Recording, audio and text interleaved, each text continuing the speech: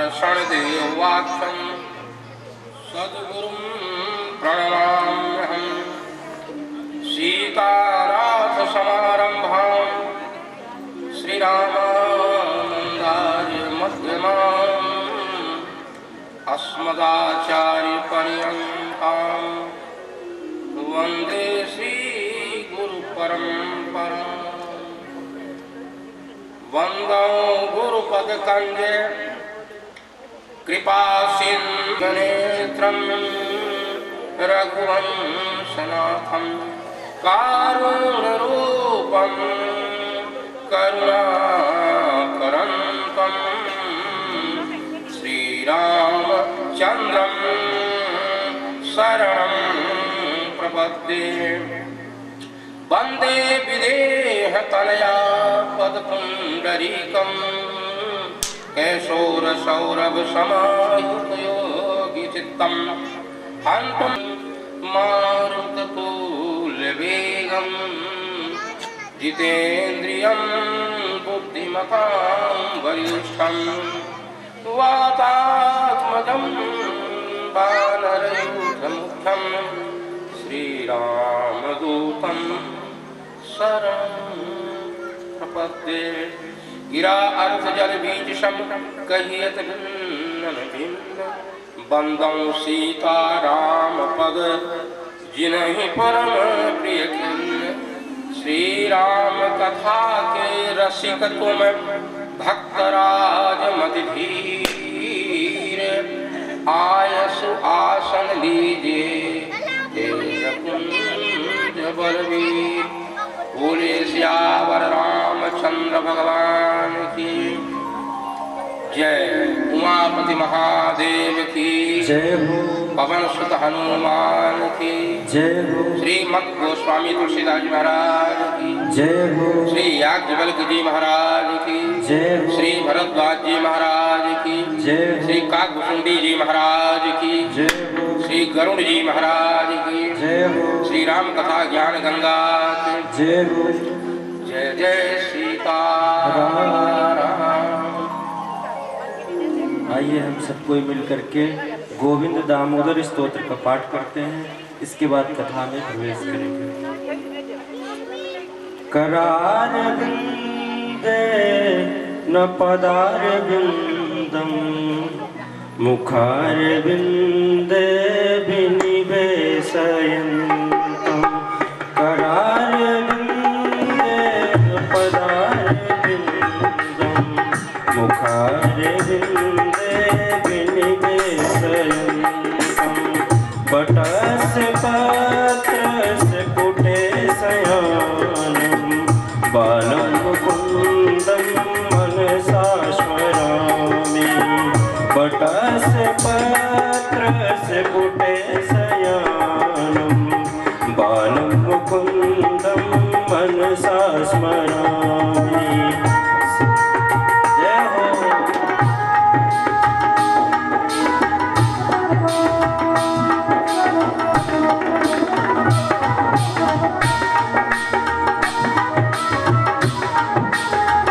श्री राधे।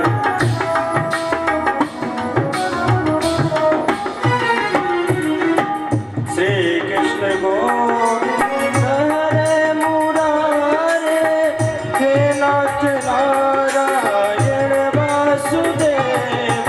श्री कृष्ण गोविंद हरे मुरारे हे नाथ नारायण वासुदेव। जिह्वे स्वामित्रेव देव गोविंद दामोदर माधवेति। श्री कृष्ण गोविंद हरे मुरारी हे नाथ नारायण वासुदेव। जय हो।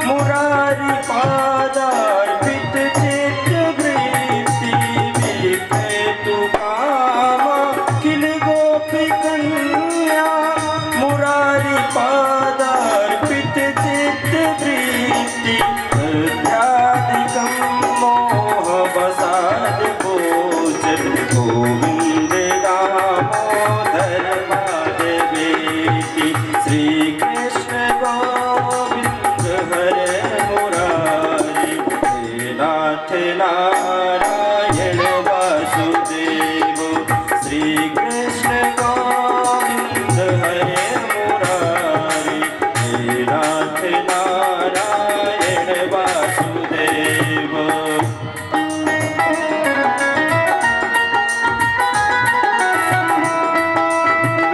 जय हो।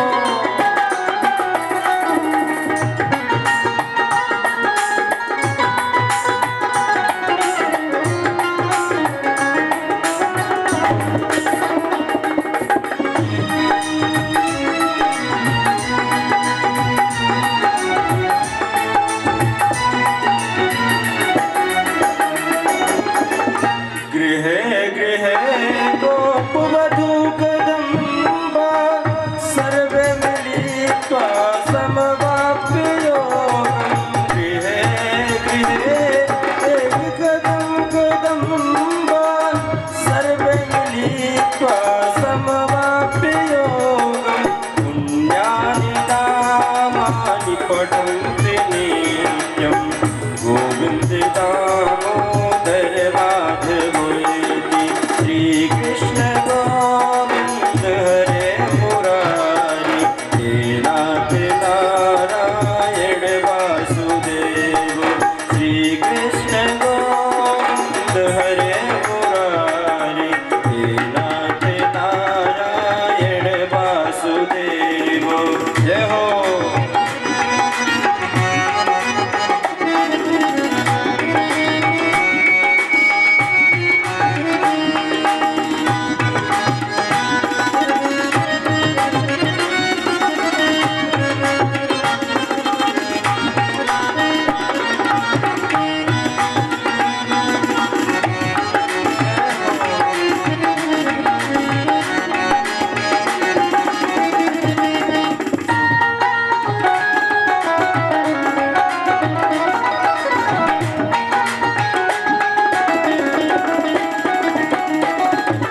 सुखं शयाना निजेभि नामानि विष्णु प्रवदन्ति मर्त्या। सुखं शयाना निजेभि नामानि विष्णु प्रवदन्ति मर्त्या। ते निश्चितं तन्मयतां व्रजन्ति गोविन्द दामोदर माधवेति श्री कृष्ण गोविंद हरे मुरारी हे नाथ नारायण वासुदेव श्री कृष्ण गोविंद हरे मुरारी हे नाथ नारायण वासुदेव।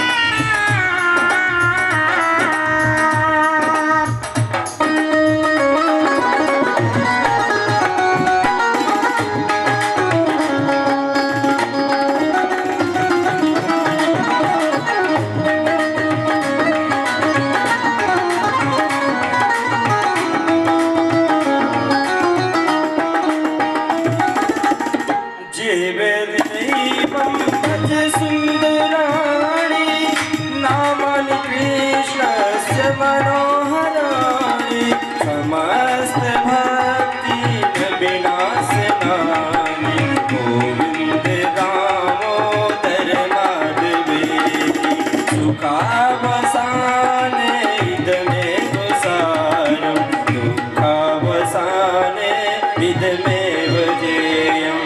देहावसाने इदमेव जाप्यं गोविन्द दामोदर माधवेति श्री कृष्ण गोविंद हरे मुरारी हे नाथ नारायण वासुदेव त्वामेव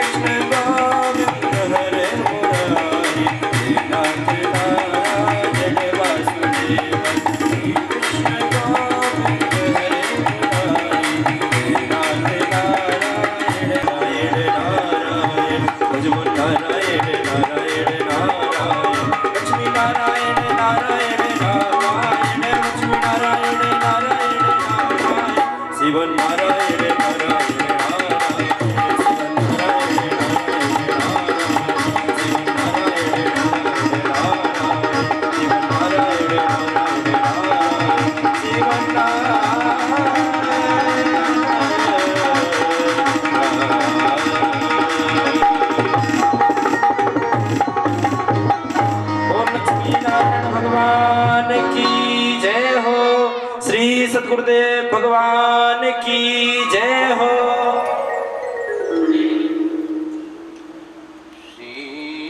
श्री राम कथा मंदाकिनी गंगा में हम लोग प्रेम से स्नान करें। शरीर का स्नान तो रोज ही होता है, लेकिन मन का जो स्नान है वो राम कथा गंगा में होता है। स्नानम मनो मल त्याग, जो हमारे मन के अंदर मल भरा हुआ है इसका त्याग हो जाए, परित्याग हो जाए तो समझ लेना चाहिए कि ठीक ठीक से स्नान हो गया है। कल हम लोगों ने भगवान शिव का पार्वती जी के साथ विवाह महोत्सव देखा। शिव और पार्वती का विवाह प्रसंग को हम लोगों ने बड़े प्रेम से श्रवण किया। देखो, विवाह शब्द संस्कृत शब्द है, वी उपसर्ग है, वाह धातु है। वी उपसर्ग और वाह धातु से विवाह शब्द की निष्पत्ति होती है। विवाह शब्द की व्याख्या है विशेषेण वाहा इद विवाह। वी नाम विशेष, वाह नाम भार। विशेष भार का आच्छादित कर देना ही विवाह कहलाता है। विशेष भार का आच्छादित कर देना। हमारे पास 2 हाथ है, विवाह हो जाने के बाद 4 हाथ हो गए। गृहिणी घर में आ गई तो 4 हाथ हो गए। 1 मुख था 2 मुख हो गया, 1 पेट था 2 पेट हो गया। अब विशेष भार, सिर पर बोझ आ गया कि नहीं, तो विशेष भार का आच्छादित कर देना ही विवाह का है। मनु स्मृति में विवाह के 3 उद्देश्य बताए गए हैं। पहला उद्देश्य है अनर्गल वृत्तियों को, हमारी जो अनर्गल प्रवृत्तियां हैं, इन मन की अनर्गल प्रवृत्तियों को रोकने के लिए विवाह किया जाता है। हमारी जो वृत्तियां हैं गलत ना हो जाए, तो अंतःकरण की मन की जो वृत्तियां हैं इनको संयमित रखने के लिए विवाह किया जाता है। वो भी मर्यादा के अंदर, गोत्र कुल समाज को देखते हुए बुजुर्गों की सलाह से विवाह किया जाता है। मनमानी नहीं, मनमानी नहीं। दूसरा उद्देश्य है वंश परंपरा को चलाए रखने के लिए, वंश को चलाने के लिए। वंश जरूरी है, विवाह होगा तभी वंश चलेगा। नंबर 3, तीसरा उद्देश्य क्या है? तीसरा उद्देश्य है भगवत प्राप्ति के लिए, भगवान की प्राप्ति के लिए विवाह किया जाता है। 2 उद्देश्य जब पूर्ण हो जाए तो हर व्यक्ति को तीसरे उद्देश्य का स्मरण करना चाहिए। तीसरा उद्देश्य है भगवान की प्राप्ति। पति पत्नी में एक दूसरे में भक्ति भाव जागृत हो जाए। पति को चाहिए कि वो नारी में नारायण का दर्शन करे, और नारी को चाहिए कि पति में परमपति परमात्मा का दर्शन करे। तो फिर घर में लक्ष्मी नारायण का मंदिर बन जाएगा, फिर कहीं भटकने की जरूरत नहीं। श्री भरद्वाज जी ने याज्ञवल्क्य जी से कहा, महाराज मैंने राम कथा पूछी थी, हमने तो आपसे कहा था कि आप हमको राम कथा सुनाइए, लेकिन आपने राम कथा की जगह पर शिव कथा क्यों सुना दिया? प्रथम मैं कही शिव चरित, बूझा मरम तुम्हार, सुच सेवक तुम राम के रहित समस्त विकार। प्रथम मैं कही शिव चरित। श्री याज्ञवल्क्य जी ने कहा, हे भरद्वाज, हमने प्रथम में शिव चरित्र सुना करके आपकी मनो की वृत्ति जानना चाहता। मैं ये समझना चाहता था, जानना चाहता था कि आप शिव के प्रेमी हो कि नहीं, क्योंकि जो शिव का प्रेमी नहीं है, शिव चरित्र का प्रेमी नहीं है, शिव कथा का प्रेमी नहीं है, उसे श्री राम कथा कभी नहीं सुनाना चाहिए। तो आज आप परीक्षा में पास हो गए हो, आपने शिव चरित्र को बड़े प्रेम से सुना है, अब रामचरित भी सुनो, ध्यान से सुने। आज भगवान शंकर नित्य कर्म से निवृत्त होकर के कैलाश पर्वत के प्राचीन शिखर पर वट वृक्ष की छाया में बाघंबर बिछा करके विराजमान हुए हैं। शिव जी ने अपने हाथ से बाघंबर बिछाया है।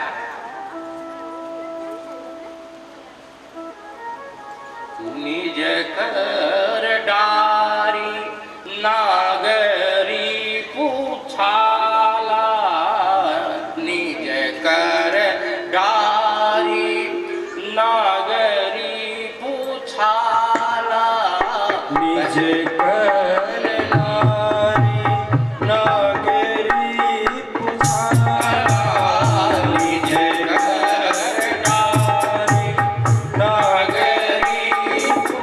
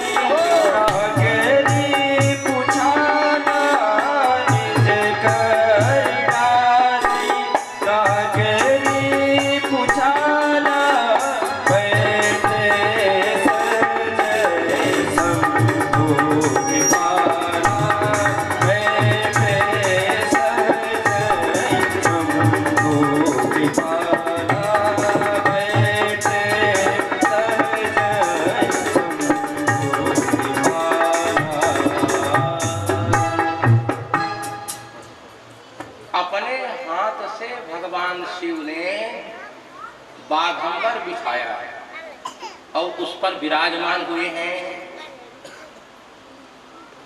सहज स्वभाव से विराजमान हुए हैं।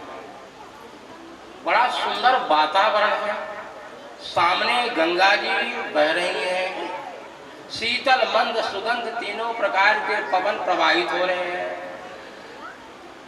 ललाट पर दिव्य चंद्रमा का प्रकाश झलक रहा है। एकदम शांत मुद्रा में ऐसा लगता है कि शांत रस ही शरीर धारण करके शिव जी के रूप में विराजमान हो गया है। धरे शरीर शांत रस जैसे, मानो शांत रस ही शरीराकार होकर के शिव जी के रूप में विराजमान है।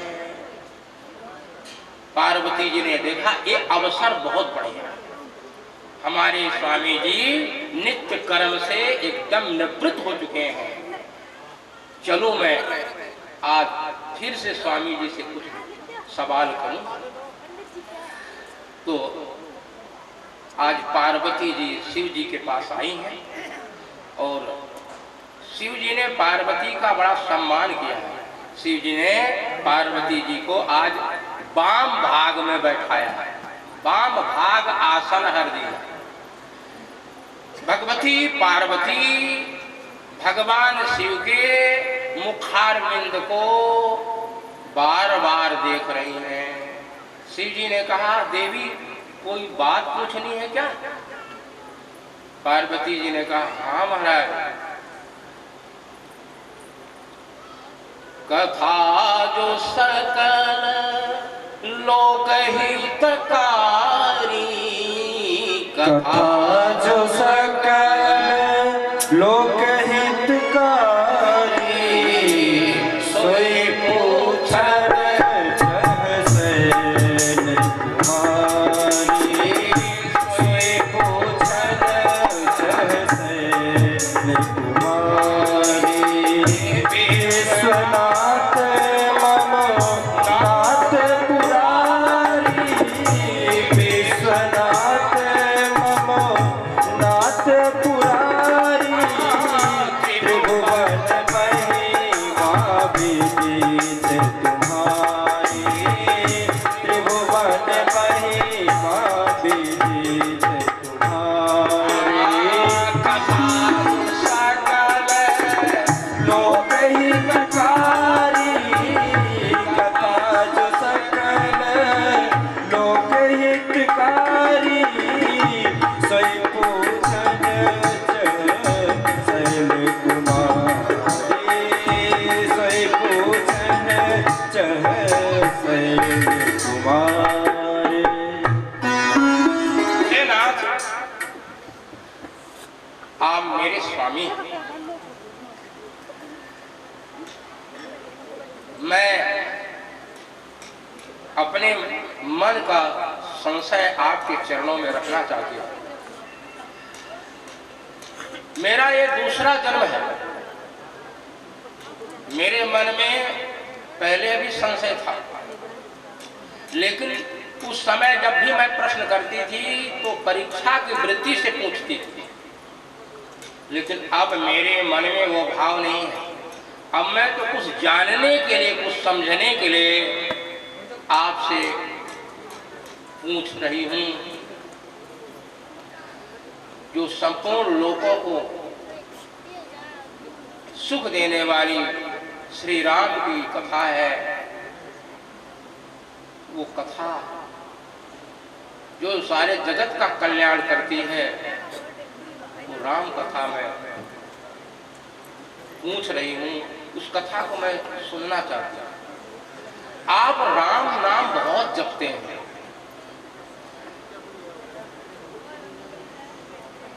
रात दिन पुण्य पुण्य राम राम दिन राती, बार बार रात दिन आप राम राम जपते हैं। तो ये राम ब्रह्म है या मनुष्य है? यदि ब्रह्म है तो फिर राजकुमार क्यों कहलाए, राजा के बेटा क्यों बने? जो नृपतनय तो ब्रह्म किम, यदि नृपतनय है, किसी राजा के लड़के हैं तो ब्रह्म किम, इनको ब्रह्म है, ईश्वर क्यों कहा गया? फिर उसको इस धराधाम में अवतार लेने की क्या थी, क्या जरूरत थी? अवतार लेने का मतलब क्या था? किस इच्छा से, किस कारण से वह पूर्ण ब्रह्म परमात्मा निर्गुण निराकार से सगुण साकार रूप धारण करके इस धराधाम में आया? मुझे श्री राम जन्म की कथा सुनाइए। श्री राम जी का बाल चरित्र सुनाइए, श्री राम जी का विवाह प्रसंग सुनाइए। श्री राम का राज्याभिषेक होने वाला था, लेकिन दैव योग से वो वन को गए हैं। वन में जानकी जी का हरण हुआ है। मुझे ये सब प्रसंग सुनाइए, मुझे दशरथ मरण की भी कथा सुनाइए,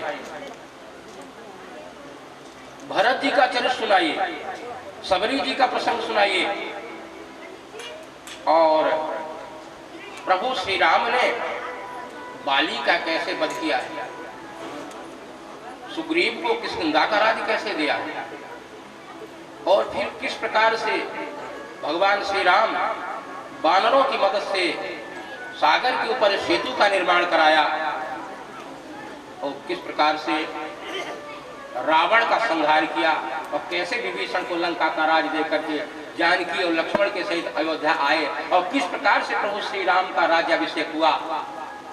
हमको वो श्री राम जन्म से लेकर के राम जी के राज्याभिषेक तक की कथा सुनाइए।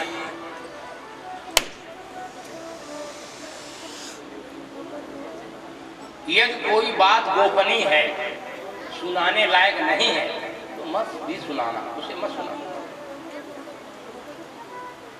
हर प्रश्नों का जवाब शिव जी ने दिया, पार्वती के हर प्रश्नों का जवाब दिया, लेकिन अंतिम प्रश्न पार्वती ने किया था, क्या किया था? बहुरी कहूं करुणाय तन कीन जो अचरज राम, प्रजा सहित रघुवंश मणि किम गवने निज धाम। राम जी प्रजा के सहित साकेत धाम की यात्रा किस प्रकार से की, ये जो आखिरी प्रश्न पार्वती का था, इस प्रश्न का जवाब शिव जी ने नहीं दिया है। तुलसीदास जी के रामायण में इस प्रश्न का उत्तर नहीं आया। वाल्मीकि रामायण में तुलसीदास जी को लगा कि हमारी रामायण में राम जी हमेशा विराजमान, प्राकट्य लीला तो अच्छी लगी, लेकिन अंतर ध्यान लीला ये तुलसीदास जी को अच्छी नहीं लगी, इसलिए इस प्रसंग को वो नहीं बताया। शिव जी ने इस प्रसंग को पार्वती को नहीं सुनाया। पार्वती के श्रीमुख से इन प्रश्नों को सुनकर के भगवान शिव की समाधि लग गई, दोनों नेत्र शिव के बंद हो गए। अंतःकरण में रामचरितमानस की कथा उछलने लगी, सारी कथा हृदय में आ गई, और हृदय के अंदर बाल स्वरूप श्री राम की मूर्ति भी आकर के विराजमान हो गई। शिव जी प्रभु श्री राम की सुंदर बाल झांकी का दर्शन हृदय के अंदर कर रहे हैं। मगन ध्यान रस दंड जुगे, शिव जी दो दंड ध्यान रस में मगन हो गए। शिव जी को लगा यदि मैं इसी तरह से समाधि लगाए बैठा रहूंगा तो फिर कथा कैसे होगी, और कहीं यदि आंख खोल करके कथा सुनाऊंगा तो आंख के मार्ग से, नेत्रों के रास्ते से कहीं राम जी की छवि बाहर ना निकल जाए, कहीं राम जी बाहर ना निकल जाए, लेकिन आंख भी खोलना जरूरी है। इसलिए शिव जी ने राम जी के चरण कमलों में प्रणाम करके कहा, मेरे राघव आप हमारे हृदय में बैठे रहना, लेकिन मैं अंतर्मुखी से बहिर्मुखी हो रहा हूं, मुझे श्री राम कथा सुनानी है ना, इसलिए अब आंखें खोल रहा हूं। आंखें बंद करके कथा नहीं कर सकता हूं। आंखें बंद करके कोई कथा सुनाएगा ना तो श्रोता लोग सोचेंगे कैसा कथावाचक।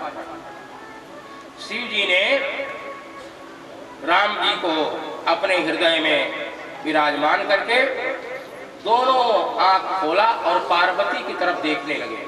पार्वती जी को लगा कि हे भगवान, कहीं मेरे प्रश्नों में कोई त्रुटि तो नहीं हो गई। बाबा भोलेनाथ हमारी ओर देख रहे हैं, हो सकता है कोई प्रश्न में त्रुटि हुई है। हर आदमी प्रश्न कर देता है, पर बाद में सोचता है कहीं प्रश्न करने में कोई त्रुटि तो नहीं हुई, कोई गलती तो नहीं। शिव जी ने कहा, देवी तुम्हारे जितने प्रश्न हैं हमको बहुत अच्छे लगे, तुमने बहुत ही अच्छा पूछा है, तुम्हारे सवाल बहुत बढ़िया है, लेकिन मुझे एक बात पसंद नहीं आई। एक बात नहीं मोर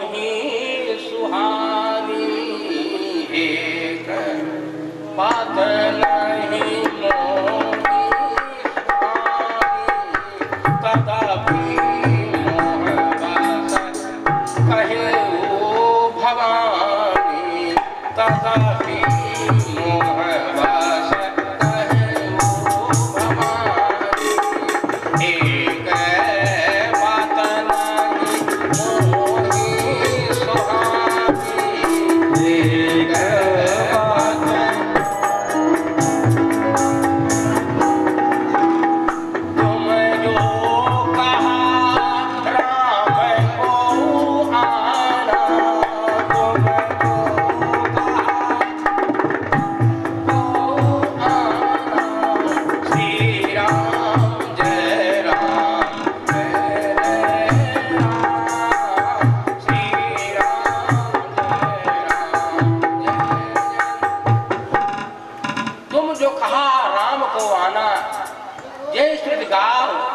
मुनि ध्याना। जिस परमात्मा को मुनि लोग याद करते हैं, मुनि लोग ध्यान करते हैं, वेद पुराण जिसकी महिमा का गान करते हैं, उस परमात्मा को तुमने कोई और बता दिया। अरे वो परमात्मा कोई और नहीं है, वह परमात्मा जो राजकुमार बन करके आया है, वो नर लीला करने के लिए ऐसा रूप धारण किया है, कोई और नहीं है। वही पूर्ण ब्रह्म परमात्मा ही इस धराधाम में मानव के रूप में अवतार लिया है। तो पार्वती ने कहा तो महाराज फिर हमको रामा अवतार की कथा सुनाइए। वो अवतार सुन लिया यहाँ। अब अवतार प्रकरण प्रारंभ हो रहा है। विस्तार करूंगा तो 12 बजे रात्रि तक में राम जन्म होगा, लेकिन हमको केवल 5 बजे ही कथा का विराम करना है, भाई किसी को तकलीफ भी ना हो, अपनी बात भी बन जाए। समय जितना है उसी समय के अनुसार हमको कथा का रस लेना है। परमात्मा के अवतार के कई कारण हैं। राम जन्म के हेतु अनेकों कारण हैं, लेकिन रामायण में मुख्य 5 कारण बताए गए हैं। अभी इन 5 कारणों को हम लोग सुने, खूब शार्ट में मैं सुना, बहुत थोड़े में सुना। पहला कारण, द्वारपाल हरि के प्रिय दो, द्वारपाल हरि के प्रिय दो, जय विजय गान सबको, जय विजय नाम को,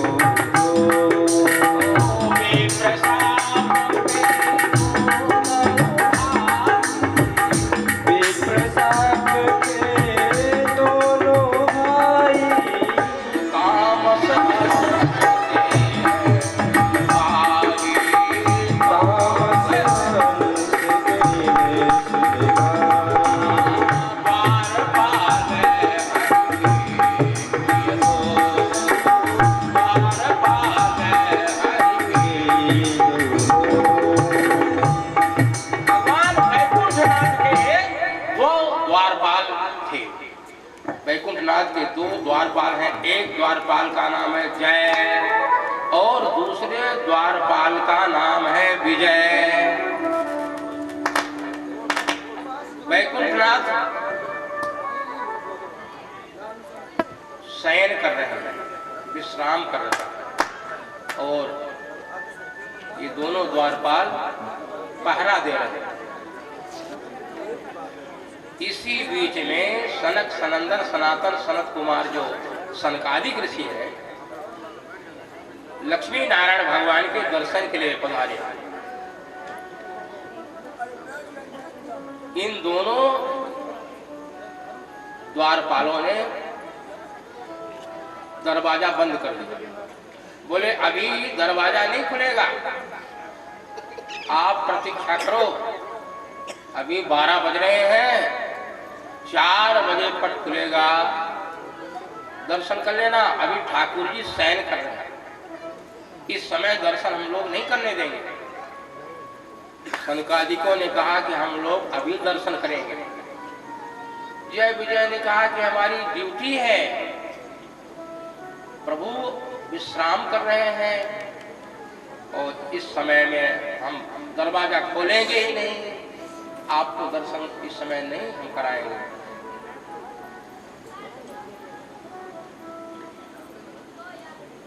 इन ऋषियों को क्रोध आ गया। मलयागिर बड़ा शीतल होता है, मलयागिर चंदन बड़ा मुलायम होता है, लेकिन उससे भी अग्नि प्रकट ही हो जाती है। इन ऋषियों को क्रोध आ गया और इन ऋषियों ने श्राप दे दिया। बोले तुम लोग भगवान के सेवक बनने के अधिकारी नहीं, तुम राक्षसी कर्म कर रहे हो, हम दर्शन करने के लिए आए हैं और तुम दर्शन नहीं कराने दे रहे हो, भगवान का दर्शन करने में रोक लगा रहे हो, तो जाओ तुम दोनों राक्षस हो जाओ। लक्ष्मी नारायण भगवान सुन रहे थे, तुरंत दरवाजे पर आए। भगवान बोले ऋषियों आप अंदर आओ ना, आओ पधारो, आपका स्वागत है। सनकादिक ऋषियों ने कहा कि आपके ये दोनों द्वारपाल हम लोगों को आपके पास आने ही नहीं दे रहे। तो भगवान बोले कि आप लोगों ने इनको श्राप तो नहीं दे दिया।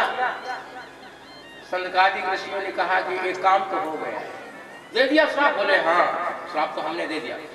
तो भगवान बोले कि इनका उद्धार भी बता दो।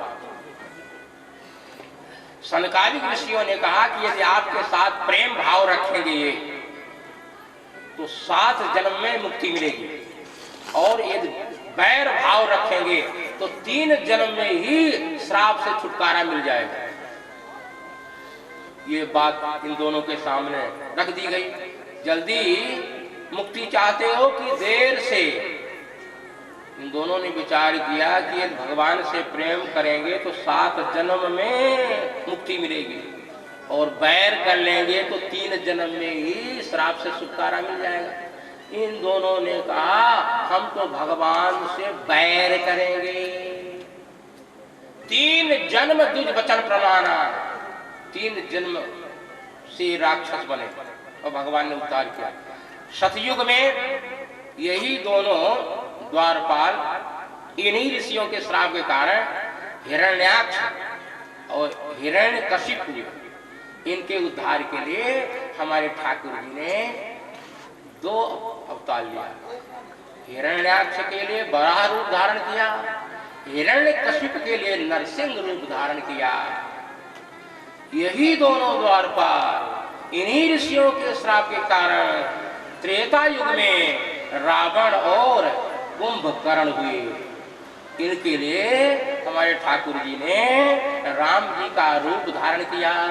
यही दोनों द्वारपाल इन्हीं ऋषियों के श्राप के कारण द्वापर युग में दंतवक्र और शिशुपाल हुए। इनके उद्धार के लिए हमारे ठाकुर जी ने कृष्ण का रूप धारण किया। 3 जन्म ये तक राक्षस हुए और भगवान अवतार लेकर के इनका कल्याण किया। तो परमात्मा के अवतार का ये पहला कारण बना। आइए अब दूसरा कारण सुनते हैं। एक जालंधर नाम का दैत्य इस धरती में उत्पन्न हुआ। सारे देवता परास्त हो गए। विष्णु भगवान के पास गए, प्रभु यह दैत्य कैसे मरेगा, कोई उपाय है क्या? विष्णु भगवान बोले इसकी जो पत्नी है वृंदा वो महान पतिव्रता नारी है, इसी कारण से दैत्य अमर है, मरने वाला नहीं है। तो कैसे मरेगा? बोले जब उसका सत्य भंग हो जाएगा उसी समय ये भी मर जाएगा। तो महाराज किसी तरह से वृंदा का सत्य भंग करो। भगवान विष्णु जालंधर दैत्य का ही रूप धारण करके वृंदा के आंगन में आए और सत्य भंग किया। जैसे ही वृंदा का सत्य भंग हुआ यहाँ ये जालंधर जो राक्षस था ये भी मारा गया।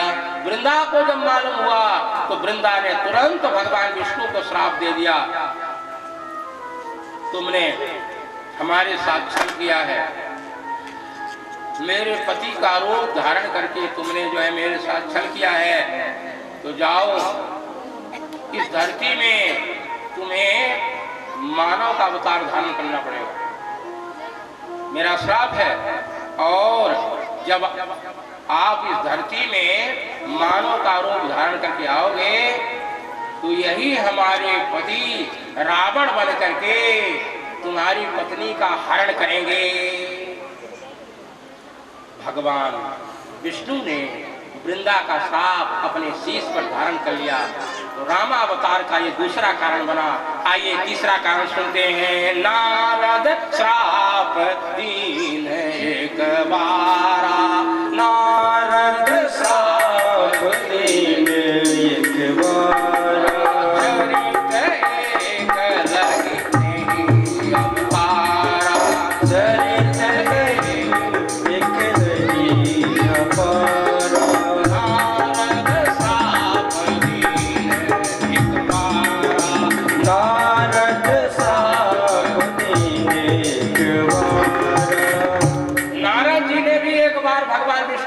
दिया। इस कारण से भगवान को धराधाम में मानव का रूप धारण करके आना पड़ा। पार्वती जी को बड़ा आश्चर्य हुआ। पार्वती जी ने कहा,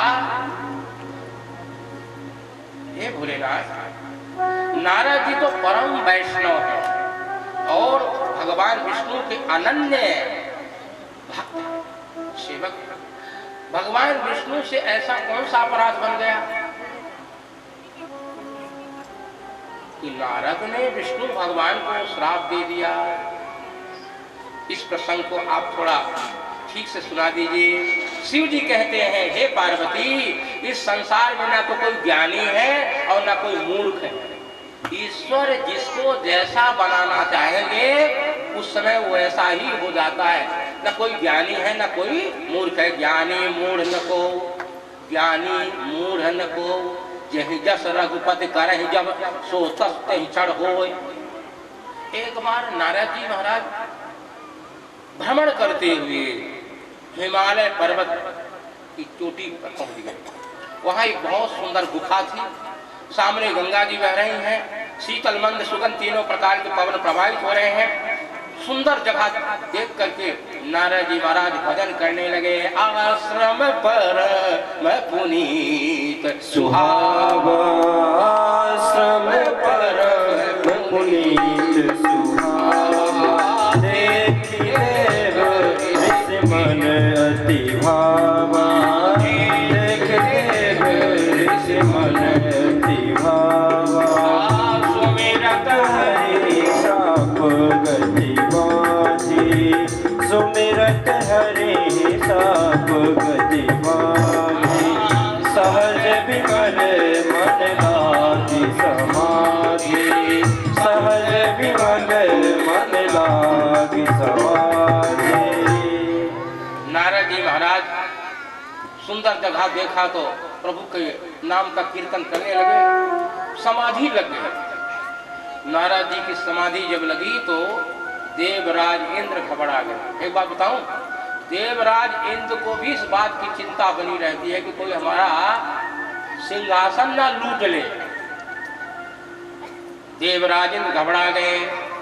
बाबा नारद की यदि तपस्या पूर्ण हो गई ना तो हमारे सिंहासन पर कब्जा कर लेंगे।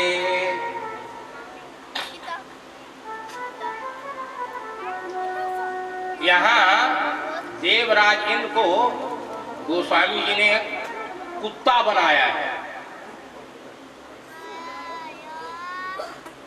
और नारद जी को सिंह बनाया है। सिंह, संत तो सिंह होते हैं, निर्भीक होते हैं, उन्हें क्या डर होता है? और डरने वाला संत भी नहीं हो सकता।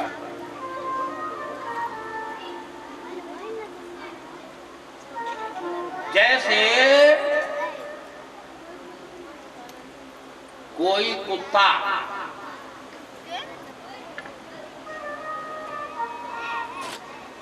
हड्डी लेकर के जा रहा है, मुख में हड्डी दबाए हुए जा रहा है, सामने से कोई सिंह आ गया, उसको देख करके वो सोचे कि कहीं ये हमारा ये भोजन ले न ले, कहीं मेरे मुख से ये हड्डी खींच न ले। संसार के जो वैभव है, संसार के जो भोग है, ये संत के लिए जो है कुछ नहीं है। तो जो संत होते हैं वो भोग में लिप्त नहीं होते। पर इंद्र को डर लगा रहा है कि कहीं बाबा जी हमारी गद्दी पर आकर के कब्जा न कर लें, हमारे सिंहासन को अपना न लें।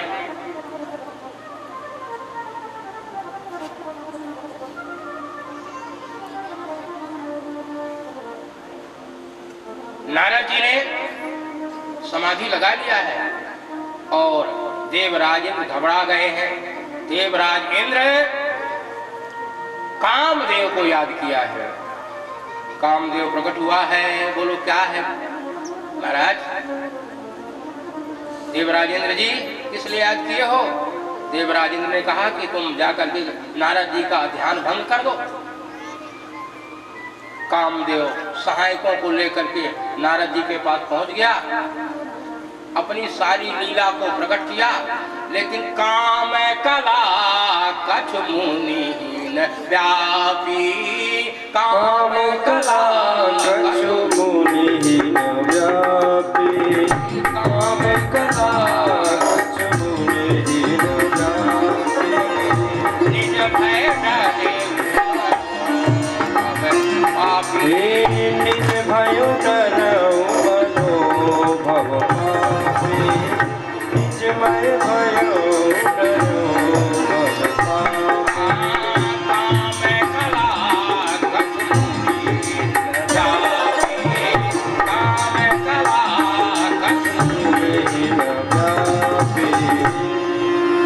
कामदेव की एक भी कला नारद के मन को चलायमान नहीं कर सकी। कामदेव परास्त हो गया। विजय का हार नारद के गले में पहना दिया, चरणों में प्रणाम किया, प्रशंसा किया। महाराज आप जितेंद्रिय, आपके सामने मैं परास्त हो गया हूँ, क्षमा करो। जब खूब प्रशंसा कामदेव ने किया तो नारद जी की आंख खुल गई।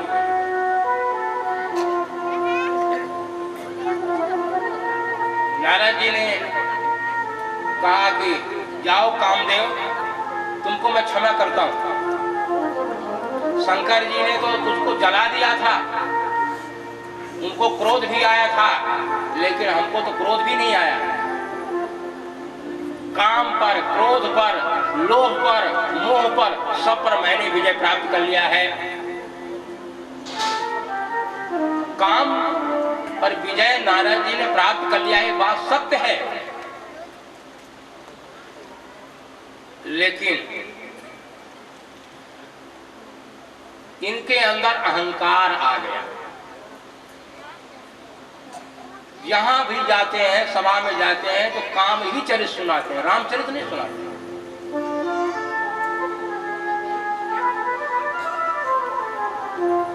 देवराज इंद्र के दरबार में गए तो देवराज इंद्र ने खूब स्वागत किया, ऊंचा आसन दे दिया, दंडवत किया, प्रणाम किया, प्रशंसा किया। प्रशंसा का जल पाकर के अहंकार का जो बीज है अंकुरित होने लगा। ब्रह्मा जी की सभा में गए तो ब्रह्मा जी ने भी सम्मान किया, खूब प्रशंसा किया। शंकर जी के यहाँ गए और जब शंकर जी के सामने कामचरित सुनाने लगे तो शंकर जी ने कहा, आज आपने हमारा समय बिगाड़ दिया।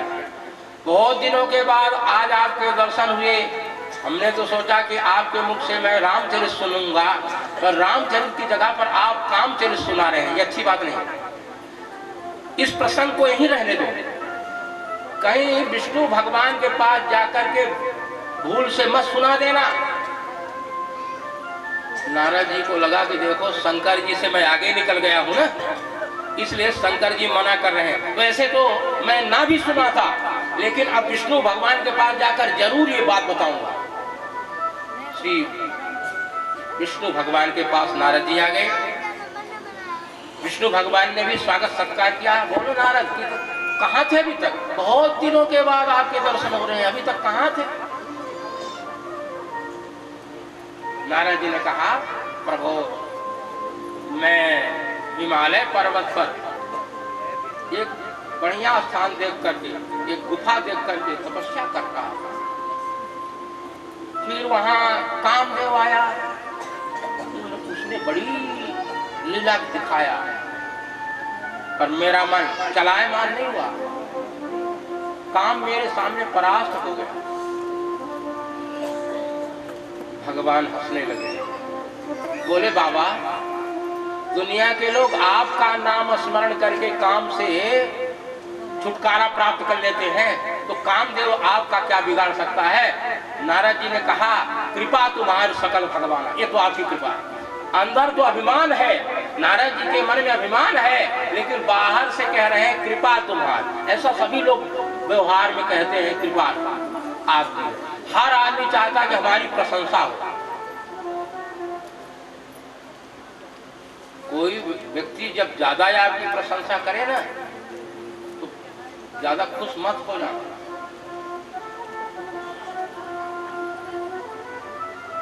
भगवान अपने भक्तों के अहंकार को नष्ट करते हैं। एक बात कहूं, भगवान का आहार क्या है मित्रों?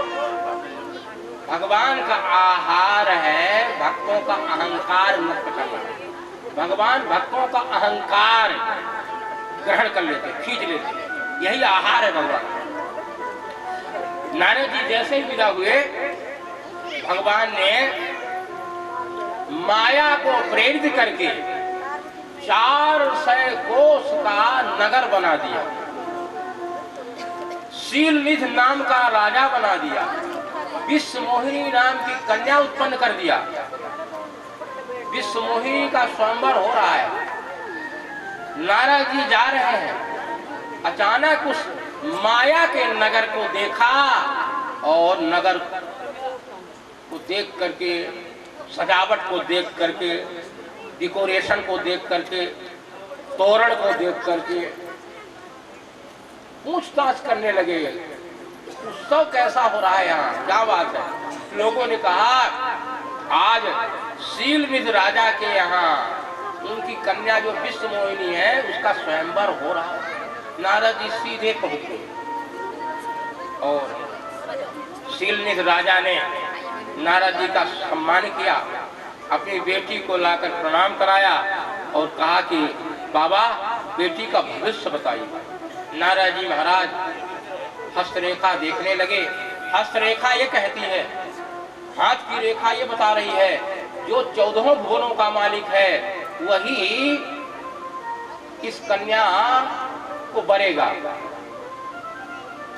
जो 14 भुवनों का मालिक है उसी के गले में ये कन्या जयमाला डालेगी। रेखा तो ये बता रही है, लेकिन नारद जी महाराज उल्टा अर्थ लगाए। जो इस कन्या से विवाह कर लेगा वो 14 भुवनों का मालिक बन जाएगा।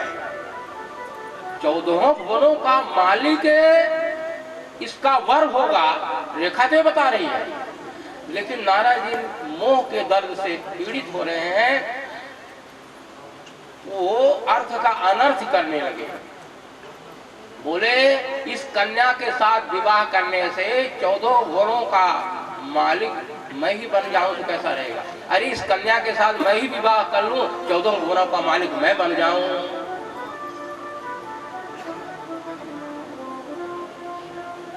ये लोभ है, मोह भी हो गया। जो कह रहे थे मेरे मन में मोह नहीं है, जो कह रहे थे लोभ नहीं है, तो मोह और लोभ दोनों दुर्गुण आ गए हैं। इसके बाद क्रोध भी आएगा, बाद में आएगा, वो भी आने वाला है, ज्यादा समय नहीं लगेगा। आने वाला है, जल्दी आ जाएगा।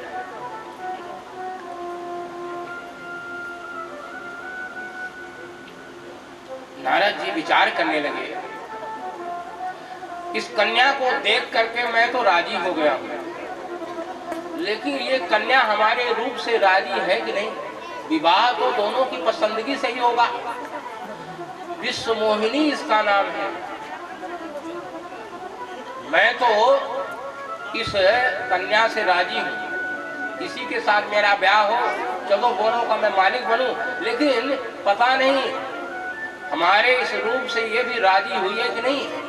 इसके लिए तो हमको अच्छा रूप चाहिए, लेकिन सबसे सुंदर रूप किसका है? विचार किया, सबसे सुंदर रूप है भगवान विष्णु का है। नारद जी एकांत में बैठ करके विष्णु भगवान को याद किए। विष्णु भगवान ज्यादा दूर थोड़ी है, जैसे ही याद किया विष्णु भगवान प्रकट हो गए। विष्णु भगवान ने कहा, बोलो नारद जी, आपने किस लिए याद किया? नारद जी ने कहा, प्रभु आप हमारा काम बना दीजिए, हित कर दीजिए।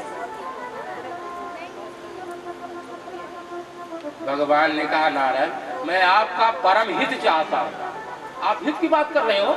जे ही विद हो ये परम हित, नारद सुनहु तुम्हार, सोई हम करब आन कछु बचन मृखा हमार। कुपथ मांग रुज व्याकुल रोगी, कुपथ मांग रुज व्याकुल रोगी। वैद्य न दे सुनहु मुनि जोगी, वैद्य न दे जोगी।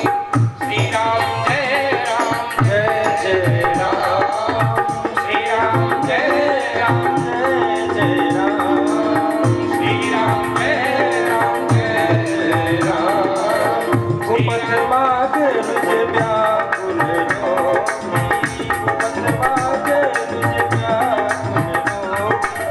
वैद्य न दे सुनहु मुनि जोगी, वैद्य न दे सुनहु मुनि जोगी। मेरे ठाकुर जी ने कहा, नारद आप हित की बात कर रहे हो? अरे मैं तो आपका परम हित चाहता हूँ। रोगी व्यक्ति कुपथ की मांग करता है। रोगी व्यक्ति कभी कभी कहता है, अरे थोड़ा दही तो खिला दो। लेकिन जो अच्छे वैद्य होते हैं, जो अच्छे डॉक्टर होते हैं, रोगी के हाथ से दही का कटोरा छीन लेते हैं। अरे ये दही खा लेगा तो और अधिक बीमार हो जाएगा। तो श्यामलिया वैद्य है ठाकुर जी, वैद्य है, समझ गए नारद जी। मोह के दर्द से पीड़ित हो रहे हैं, नारी के चक्कर में पड़ जाएंगे, फिर वीणा लेकर के हमारे गुणों का गान कौन करेगा?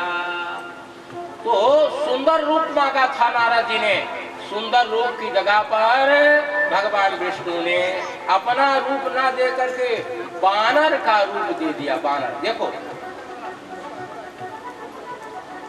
हरि का रूप मांगा था। हरि का रूप, हरि माने विष्णु भगवान भी होता है और हरि माने बंदर भी होता है। हरि माने बंदर। हरि का रूप मांगा,